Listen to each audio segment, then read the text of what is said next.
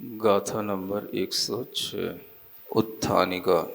मोक्षमार्गस्यैव तावत् सूचना इयम्। सबसे पहले यहाँ पर मोक्ष मार्ग की सूचना दी जाती है। जो कल नमस्कार रूप गाथा आई थी उसमें प्रतिज्ञा भी की गई थी 9 पदार्थों के व्याख्यान की, और साथ में मोक्ष मार्ग भी कहूँगा इस तरह की भी उसमें प्रतिज्ञा की गई थी। तो उसी विषय में आगे बढ़ते हुए जो मोक्ष मार्ग है वह पहले यहाँ पर बताया जा रहा है व्यवहार मोक्ष मार्ग के मुख्यता से। सम्मत्तणानजुत्तम चारित्तम राग दोष परिहीणम मोक्षस्य हवदिमग्गो भवाणलब्धबोधिणम्।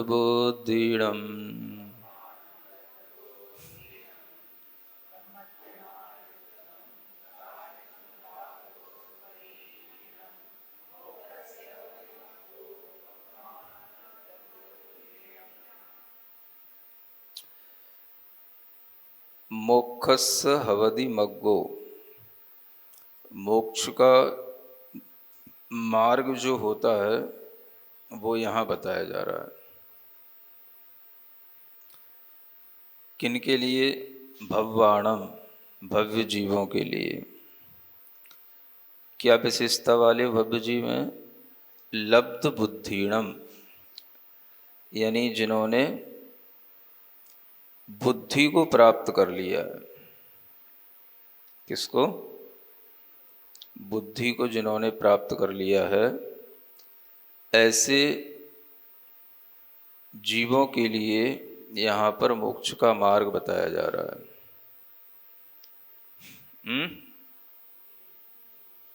क्या बुद्धि रहित भी कोई जीव होता है? इसी से ही तो समझना है कि बुद्धि रहित भी जीव होते हैं। बुद्धि होना अलग चीज़ है और बुद्धि प्राप्त कर लेना अलग चीज़ है। तो यहाँ क्या कहा है?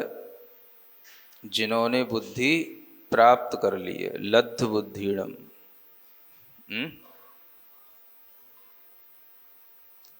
तो जिन्होंने बुद्धि प्राप्त कर ली है। थोड़ा ये डिस्टर्बेंस ज़्यादा है ना।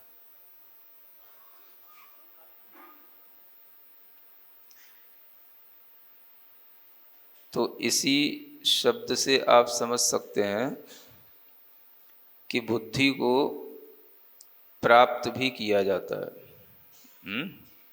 लब्ध माने प्राप्त करना, लब्ध का ही ये प्राकृत में लब्ध बनता है। तो जिन्हें बुद्धि प्राप्त हुई है उन्हें कहा जाता है लब्ध बुद्धि वाले जीव। तो जो आप सोच बैठे हैं कि बुद्धि तो सबके पास होती है, वो होने वाली बुद्धि होती है जो सबके पास होती है। और ये कैसी बुद्धि की बात कही जा रही? जिसे प्राप्त किया गया हो। तो जब तक कोई भी जीव मान लो इस श्रुत ज्ञान के परिचय में ना आया हो, बस ऐसे ही अकेले में कहीं पड़ा हो, चाहे वो जॉब करते हुए पड़ा हो, चाहे घर में कहीं अकेला पड़ा हो, और उसे कोई भी जो है श्रुत ज्ञान का, शास्त्र ज्ञान का कोई परिचय ना हो, संयोग ना मिला हो कुछ अच्छा। किसका संयोग ना मिला हो? तो शास्त्रों का, गुरुओं का संयोग ना मिला हो, और वो बस पढ़ लिख करके कहीं पड़ा हो। तो पढ़ लिख तो लेते हैं बच्चे, और पढ़ लिख करके फिर पढ़े रहते हैं। तो जो पढ़ लिख करके पढ़े हुए हैं वो उनके पास बुद्धि तो है, लेकिन अभी उन्होंने बुद्धि प्राप्त नहीं की है। तो जो बुद्धि मोक्ष मार्ग के लिए आवश्यक होती है वो बुद्धि प्राप्त करनी पड़ती है। और जो आपके पास बुद्धि होती है वो मोक्ष मार्ग के काम की नहीं होती है। वो तो है, होने वाली बुद्धि से यहाँ प्रयोजन नहीं है ना। ऐसे तो सभी भव्य जीव दुनिया में कुछ ना कुछ काम कर ही रहे हैं, कोई ना कोई अच्छे कामों में भी लगे हुए हैं, है ना, अच्छा पैसा भी कमा रहे हैं। ऐसे सभी भव्य जीव तो हैं ही हैं। तो वो सभी बुद्धि वाले तो हैं, लेकिन मोक्ष मार्ग के लिए जो बुद्धि प्राप्त की जाती है वो बुद्धि उन्हें अभी प्राप्त नहीं हुई है ना। तो मोक्ष का मार्ग उनके लिए होता है जिन्होंने बुद्धि प्राप्त की हो, जो है अपने आप से पहले से चली आ रही है और हम भी कुछ पढ़ लिख करके बन गए, बीबीए कर लिया, बीएससी कर ली, आईआईटी कर ली, ये तो सब हो गया। ये कोई मोक्ष मार्ग की योग बुद्धि नहीं है। अब मोक्ष मार्ग की योग्य बुद्धि होनी चाहिए, तो उसके लिए ही यहाँ पर ये विशेषण दिया, लब्ध बुद्धिड़म, है ना। भव्य जीव कैसे होने चाहिए? जिन्होंने बुद्धि को प्राप्त किया हो, है ना। कौन सी बुद्धि प्राप्त की हो? तो वो बी और बीएससी वाली बुद्धि नहीं। कौन सी बुद्धि? मोक्ष मार्ग के योग्य बुद्धि, वो प्राप्त की जाती है ना। तो वह बुद्धि जिन भव्य जीवों को प्राप्त होगी उन्हीं को यह मोक्ष का मार्ग प्राप्त होगा। अब जो भी दर्शन है सब सामने आ रहा है। तो जिन्हें बुद्धि प्राप्त हो गई इसको पहले समझना है। यानी मोक्ष मार्ग के लिए बुद्धि को अलग से प्राप्त किया जाता है। जो आपकी बुद्धि घर की बनी हुई है वो बुद्धि आपकी मोक्ष मार्ग में काम नहीं आती है। तो ऐसे भव्य जीव जिन्होंने मोक्ष मार्ग के योग्य बुद्धि को प्राप्त कर लिया है, और जो मोक्ष का मार्ग क्या होता है उनके लिए यहाँ ये बताया जा रहा है कि सम्मत्तनाण जुत्तम चारित्तम, यानी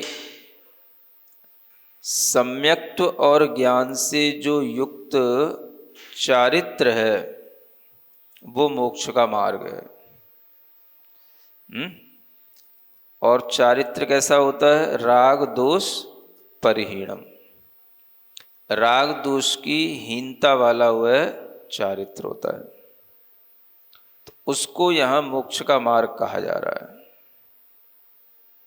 यानी मोक्ष का मार्ग जो होता है वह इन तीन अवयवों के साथ होता है, सम्यक्त्व, ज्ञान और चारित्र। तो उन तीनों में से भी यहाँ पर तीसरे अवयव की बात कही जा रही है। तीसरा अवयव कौन सा? चारित्र। तो वो जो चारित्र है वो कैसा होना चाहिए? सम्यक्त्व और ज्ञान से युक्त होना चाहिए। सम्यक्त्व माने सम्यक दर्शन, और ज्ञान माने सम्यक ज्ञान। तो सम्यक दर्शन और सम्यक ज्ञान से युक्त जो चारित्र होगा वही राग द्वेष की हीनता वाला होगा। यानी उसी में राग द्वेष की कमी होगी, राग द्वेष उसके कमती कमती होते चले जाएंगे, हीन होते चले जाएंगे। तो उसी का नाम मोक्ष का मार्ग है। यह मोक्ष का मार्ग भव्य जीवों को प्राप्त होता है, उन्हीं भव्यों को प्राप्त होता है जो इस तरह की बुद्धि प्राप्त कर लेते हैं। तो सम्यक्त्व भी होना चाहिए और सम्यक ज्ञान भी होना चाहिए, तब जाकर के यह व्यवहार मोक्ष मार्ग बनता है ना। अभी ये क्या है? व्यवहार मोक्ष मार्ग।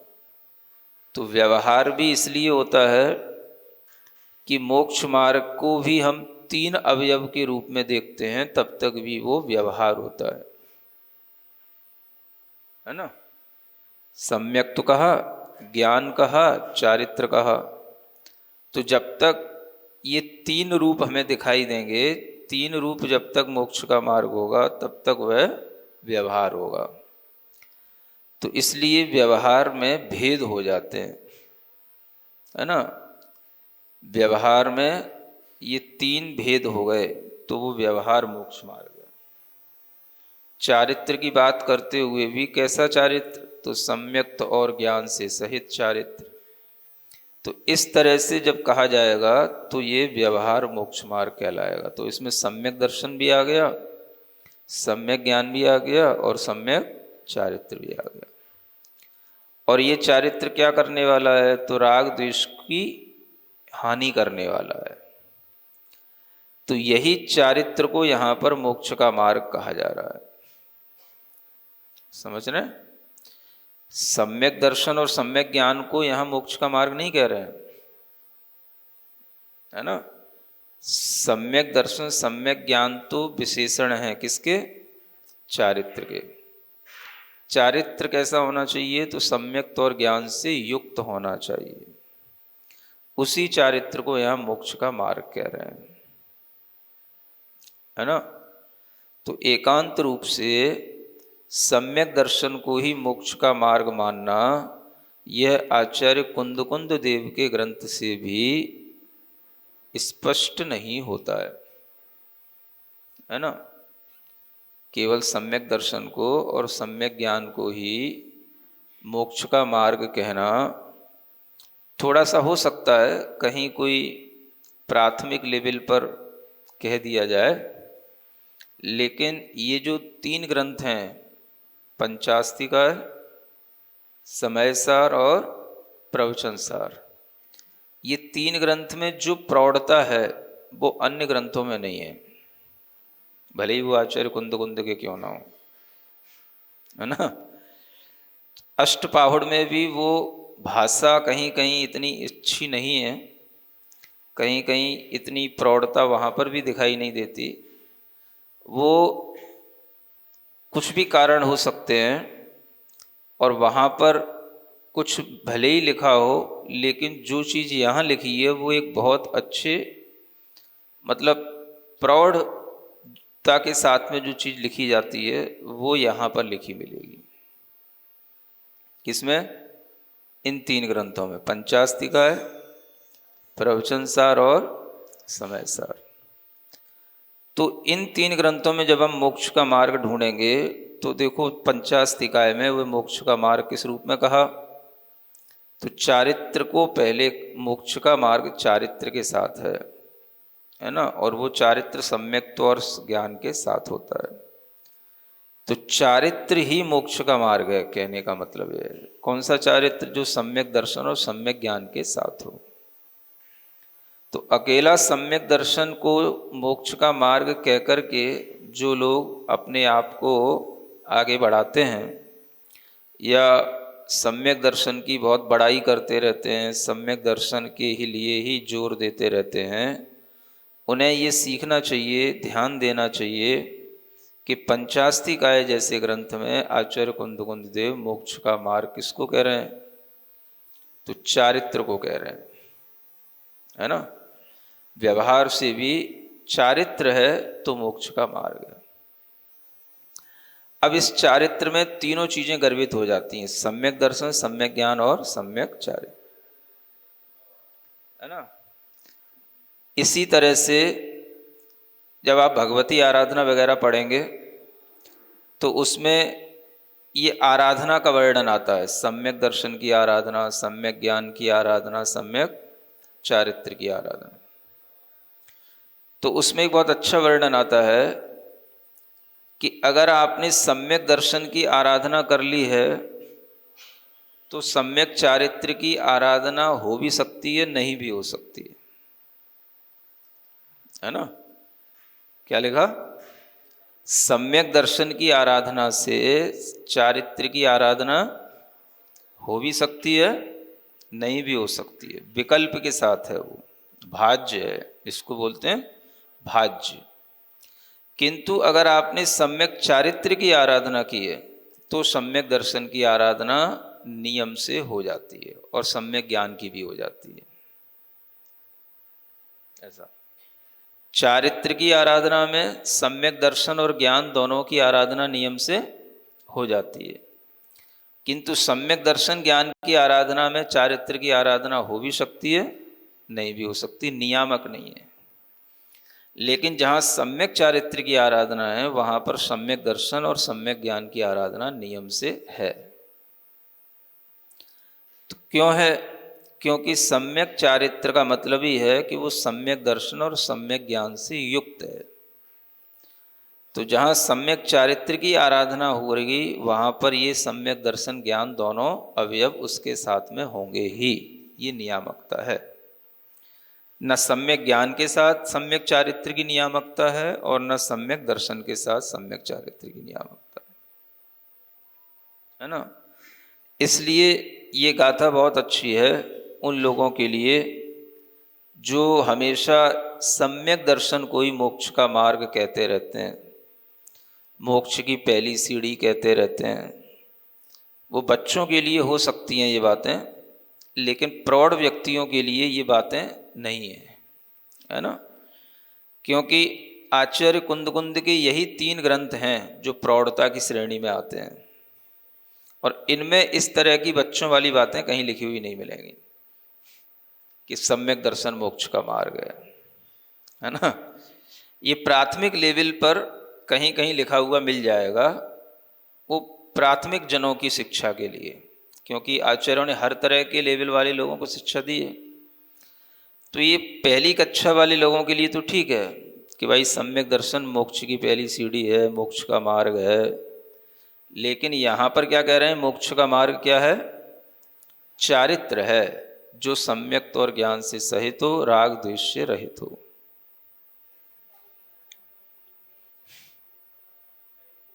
है ना। शॉर्ट में बता तो दिया। यहाँ जो कहा जा रहा है वो क्या कह रहे हैं? जो यहाँ कह रहे हैं पहले वहाँ की सुनो। अन्यत्र कहीं कुछ कहा भी गया है तो वो सब कुछ क्या है? प्राथमिक जनों के लिए है। प्राथमिक जन समझते हो ना? बस जो अभी नए नए आए हैं, नई नई जिनकी भर्ती हुई है, उनको प्राथमिक जन कहते हैं। तो उनके लिए ये सब बातें हो जाती हैं। उनको आगे बढ़ाने के लिए बेटा सम्यक दृष्टि बन गए तो बहुत बड़ी चीज़ हो गई। सम्यक दर्शन ही मोक्ष की पहली सीढ़ी है, इस तरह से उनके लिए बढ़ावा देने को कहा जाता है। तो इस तरह से गाथा का भाव समझ करके इसकी टीका देखो तत्व प्रदीप का। सम्यक तो ज्ञान युक्तम एव न असम्यक तो ज्ञान युक्तम। क्या कह रहे हैं? सम्यक्त्व और ज्ञान से युक्त ही होना चाहिए, असम्यक्त्व और अज्ञान से युक्त नहीं। इसी तरीके से चारित्रम एवं न अचारित्रम,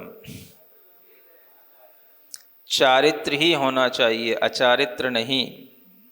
राग द्वेष परहीनम एवं न राग द्वेष अपरिहीनम, राग द्वेष से रहित ही होना चाहिए, न राग द्वेष से रहित हुए बिना नहीं। क्या नहीं?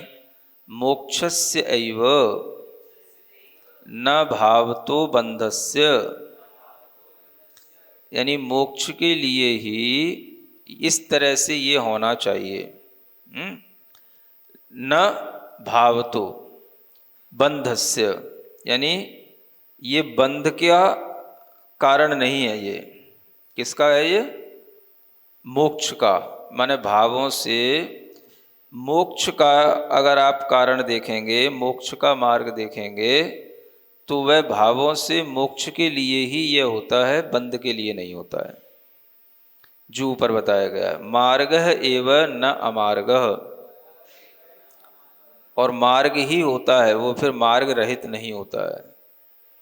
यानी ये कहने का मतलब है कि मोक्ष के लिए भाव से जो मार्ग है वह सम्यक और ज्ञान से युक्त ही होता है, उससे रहित नहीं। चारित्र ही होता है, उससे रहित नहीं। राग द्वेष से रहित ही होता है, उससे सहित नहीं। भव्यानाम एव न अभव्यानाम, भव्यों को ही होता है, अभव्यों को नहीं होता है। लब्ध बुद्धि नाम एव न अलब्ध बुद्धि नाम, लब्ध बुद्धि वालों को ही होता है, अलब्ध बुद्धि वालों को नहीं होता है। क्षीण कषायत्वे भवत्येव न कषाय सहितत्वे भवति इति अष्टधा नियमोत्र द्रष्टव्य। क्षीण कषाय वालों के लिए ही होगा, कषाय से सहितपना होने पर नहीं होगा। इस तरह से यहाँ पर 8 प्रकार से ये नियम दिखाया गया है मोक्ष मार्ग का, है ना। कैसे हो गए 8 प्रकार से नियम? जो 4 बातें हैं उन्हीं को अभाव रूप में भी बता दिया तो वो 8 हो गई। और ऐसे ना समझो तो ये जितने भी इन्होंने वार्तिक बनाए हैं, है ना, सम्यक तो ज्ञान से युक्त, चारित्रम, राग द्वेष से हीन, मोक्ष का ही मार्ग ही, भव्यों के लिए ही, लब्ध बुद्धि वालों के लिए ही, और क्षीण कषाय वालों के लिए, ये 8 प्रकार की यहाँ पर शर्तें बता दी गई हैं।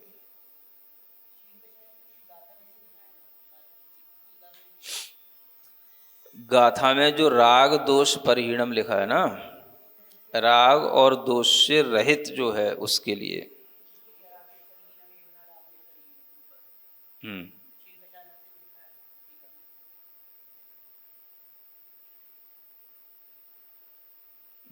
राग द्वेष से रहित होना और कसाई से रहित होना, ऐसे 2 चीजें यहाँ पर अलग अलग ले ली हैं।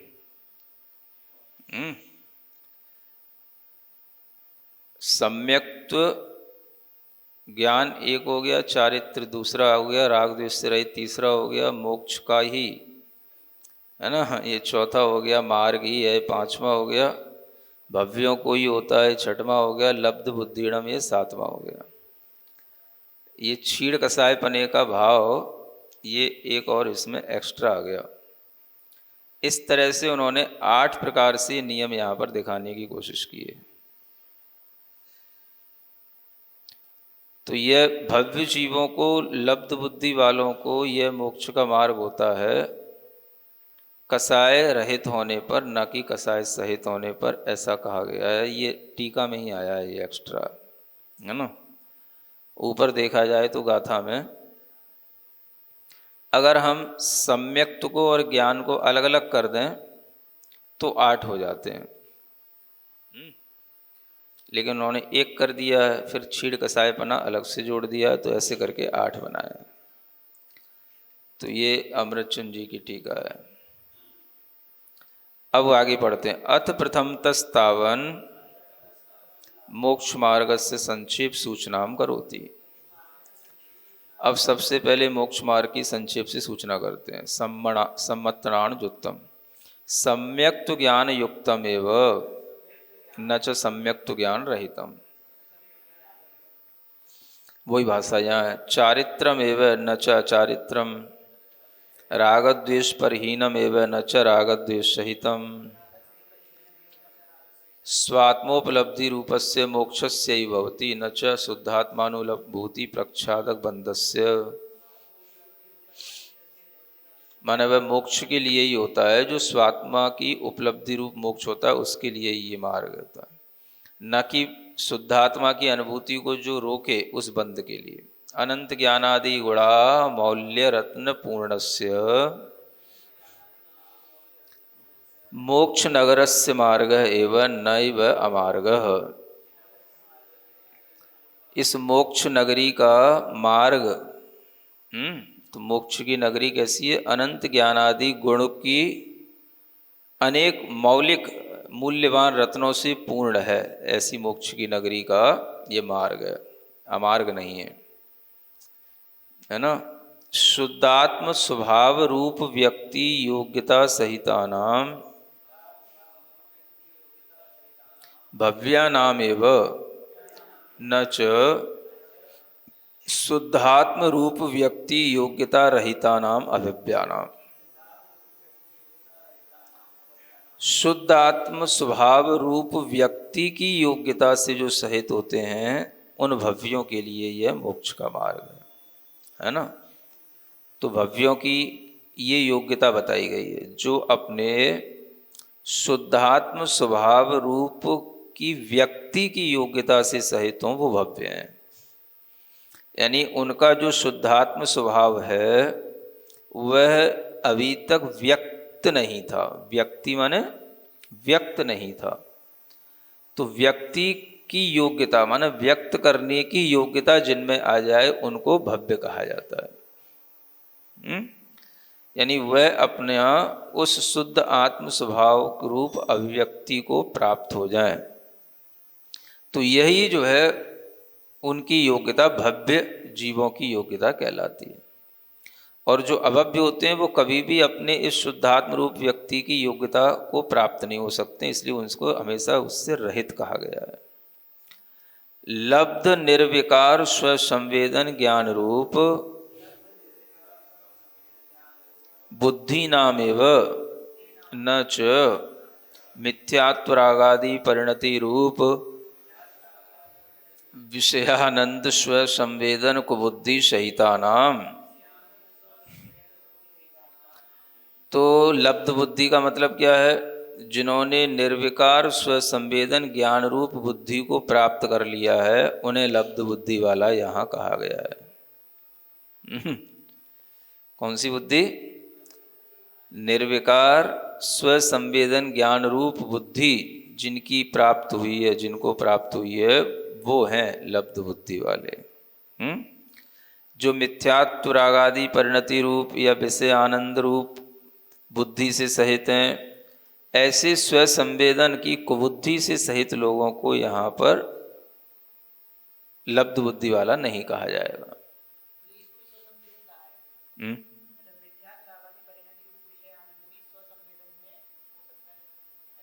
विषय आनंद, हाँ, बाला जो अपना स्वसंवेदन कर रहे हैं ऐसी बुद्धि वालों को यहाँ कुबुद्धि से सहित कहा गया है। स्वसंवेदन तो दोनों तरह से होता है, राग आदि के साथ भी स्वसंवेदन हो रहा है, मिथ्यात्व के साथ भी स्वसंवेदन करता है, और मिथ्यात्व राग आदि से रहित होकर के निर्विकार स्वसंवेदन भी होता है। तो जो निर्विकार स्वसंवेदन है उसको सद्बुद्धि कहते हैं, ज्ञान रूप बुद्धि कहते हैं। और ये जो मिथ्यात्व राग आदि की परिणति के साथ स्वसंवेदन है इसे कुबुद्धि से सहित कहते हैं। स्वसंवेदन मतलब अब यही जो भी उसको अपना स्वसंवेदन हो रहा है वही स्वसंवेदन है ना। अब शरीर में ही आत्मा है तो शरीर को आपा मान करके जो अपना संवेदन हो रहा है वो भी स्वसंवेदन है, और केवल अपनी आत्मा का संवेदन हो वो भी स्वसंवेदन है ना। इसी कारण से मिथ्यात्व के साथ जो संवेदन हो रहा है स्व का वो भी स्वसंवेदन है, और मिथ्यात्व के अभाव में जो अपने स्वरूप का संवेदन हो वो भी स्वसंवेदन। तो ये स्वसंवेदन से सहित होना। क्षीण कषाय शुद्धात्म उपलम्बे सती एव भवति न च सकषाय अशुद्धात्म उपलम्बे भवति।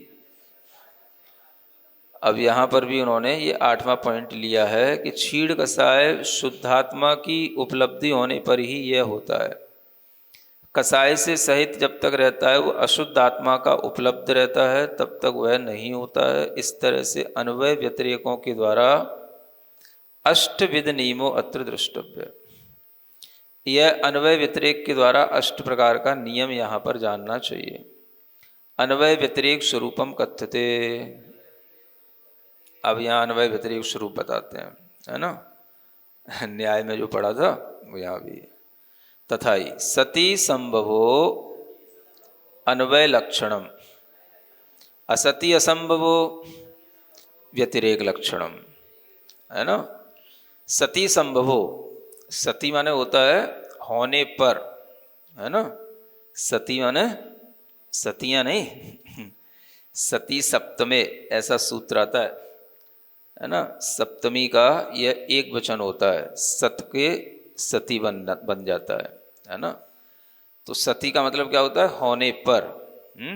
जैसे अग्नि होने पर। तो उस तरह से यहाँ पर कहेंगे जिसके होने पर जो संभव हो, जो हो, उसको वो तो कहलाएगा अन्वय लक्षण, है ना। जिसके जो होने पर जो हो वो कहलाता है अन्वय। और असति असंभवो यानी जिसके नहीं होने पर जो नहीं हो वो कहलाएगा व्यतिरेक लक्षण, है ना। जैसे अग्नि के होने पर ही धूम होता है। तो ये क्या हो गया? अन्वय, है ना। धुआं जब भी होगा तो कैसे होगा? अग्नि होने पर ही धुआं होता है ना। अगर हमने ऐसे बोला अग्नि होने पर ही धुआं होता है तो ये कहलाएगा अन्वय। और हमने कहा अग्नि नहीं होने पर धुआं नहीं होता है तो ये कहलाएगा व्यतिरेक, है ना। अब उसी को उदाहरण और देकर के यहाँ बता रहे हैं, निश्चय व्यवहार मोक्ष कारणे सति मोक्ष कार्यम संभवति इति विधि रूपो अन्वय उच्यते। ये विधि रूप अन्वय ये कहलाएगा। निश्चय और व्यवहार मोक्ष के कारण होने पर मोक्ष का कार्य संभव होता है ना। किसके होने पर क्या होता है? तो निश्चय और व्यवहार रूप मोक्ष के जो कारण हैं उनके होने पर मोक्ष का कार्य होता है। तो मोक्ष का जो कार्य है वो किसके कारण के होने पर? निश्चय और व्यवहार, ये दोनों तरह का मोक्ष का कारण होना चाहिए। माने दोनों तरह का मोक्ष का मार्ग होगा तो मोक्ष होता है। व्यवहार मोक्ष मार्ग भी हो और निश्चय मोक्ष मार्ग भी हो, दोनों तरह के मोक्ष मार्ग होने पर ही मोक्ष संभव होता है। तो इस तरह से हमने अगर कहा कि दोनों प्रकार का मोक्ष मार्ग होने पर मोक्ष होगा तो ये कहलाया अन्वय। इसको क्या बोलेंगे? अन्वय संबंध। तत्कारणा अभावे मोक्ष कार्यम न संभवति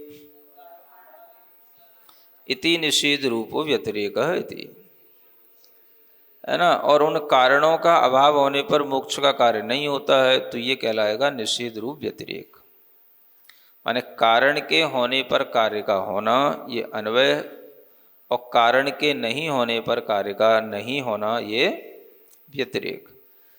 इसी को और दृढ़ करते हुए आगे कहते हैं, तदेव दृढ़यति यस्मिन् अग्नि आदि कारणे सति यद धूमादि कार्यम भवति तदभावे न भवति इति तद्धूमादिकं तस्य कार्यम इतरत अग्न्यादिकं कारणम इति कार्य कारण नियमः इति अभिप्राय,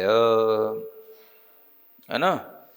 उसी को दृढ़ करने के लिए ये उदाहरण आपको जो पहले दिया था वही उदाहरण यहाँ अब आगे दृढ़ करते हुए कहा जा रहा है। यानी जिस अग्नि आदि कारण के होने पर धूम आदि का कार्य होता है तो वह जिस अग्नि आदि के होने पर ही धूम आदि होगा तो वह अग्नि के होने पर धूम का होना ये अन्वय हो गया। और जिसके अभाव में वह धूम आदि नहीं होता है उस तरह का धूम आदि, तो वे ऐसा कहना ये व्यतिरेक हो गया। तो इस तरह से अग्नि आदि तो उसके लिए कारण हो गए और धूम्र जो है उसके लिए कार्य हो गया। तो ये कारण और कार्य का नियम इसी तरह से जानना, अन्वय व्यतिरेक के साथ ही ये कार्य कारण का नियम चलता रहता है। इसी तरह से यहाँ पर मोक्ष मार्ग में जानना, है ना। तो ये तो लौकिक उदाहरण हो गया मोक्ष मार्ग के लिए बताने के लिए, धूम और अग्नि का उदाहरण तो ये लौकिक उदाहरण हो गया। मुख्य उदाहरण क्या है? जो अपना मुख्य वचन क्या है? व्यवहार और निश्चय मोक्ष का कारण होने पर ही मोक्ष का कार्य होता है, और ये कारण का अभाव होगा तो मोक्ष का कार्य नहीं संभव होगा। ये कहना ये इसके लिए अपना ये साध्य है, ये प्रमेय है।